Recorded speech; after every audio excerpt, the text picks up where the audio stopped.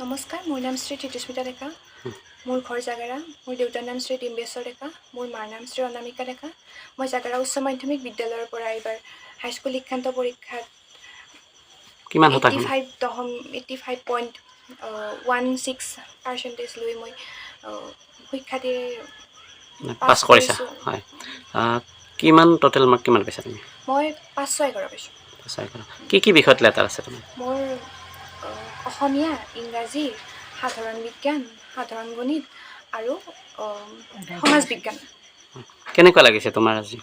মোৰ ভালেই লাগিছে নিশ্চয়। কিন্তু কোনে তোমাক বেছি উৎসাহিত কৰিছিল?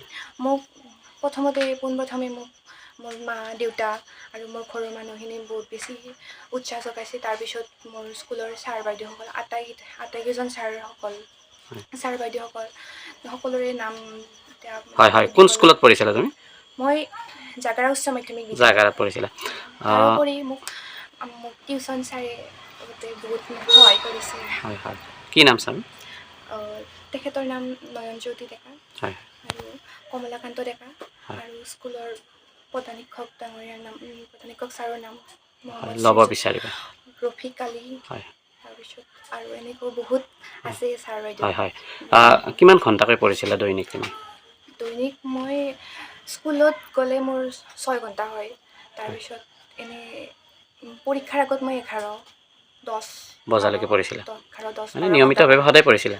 সদায় পঢ়িছিলোঁ। মূল পুথি পঢ়িছিলা নে তুমি ৰেফাৰেঞ্চ বুক নাই, পঢ়িছিলা? ৰেফাৰেঞ্চ পঢ়া নাছিলোঁ, মেইন বুকে পঢ়িছিলা। কি জনাবা যিবিলাক ল'ৰা ছোৱালী মানে মোবাইলত জড়িত থাকে, তুমি মোবাইল জড়িত আছিলা নেকি? মোবাইলত মই ক্লাছ 9লৈকে মই মোবাইল চাইছিলোঁ। তাৰপিছত 10ত মই মোবাইলটো এৰি দিছোঁ। ছ'চিয়েল মিডিয়াৰ লগত মই জড়িত হোৱা নাই। তাৰপিছত মই সেইকাৰণে হয়তো অলপমান ভাল ৰিজাল্ট কৰিছা।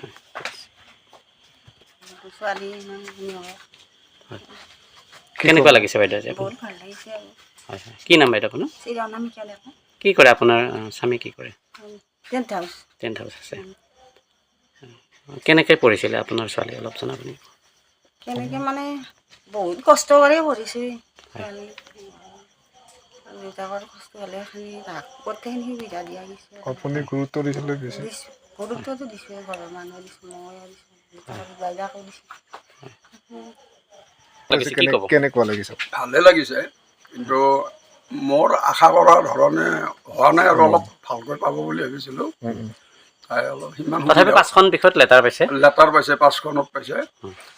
সেইখনতো পোৱা হ'লে নিশ্চয় ভালে লাগিল হয়। কিন্তু মই সেনেকৈ বৰ এটা সুবিধাও দিব পৰা নাই, নিজে কষ্ট কৰি।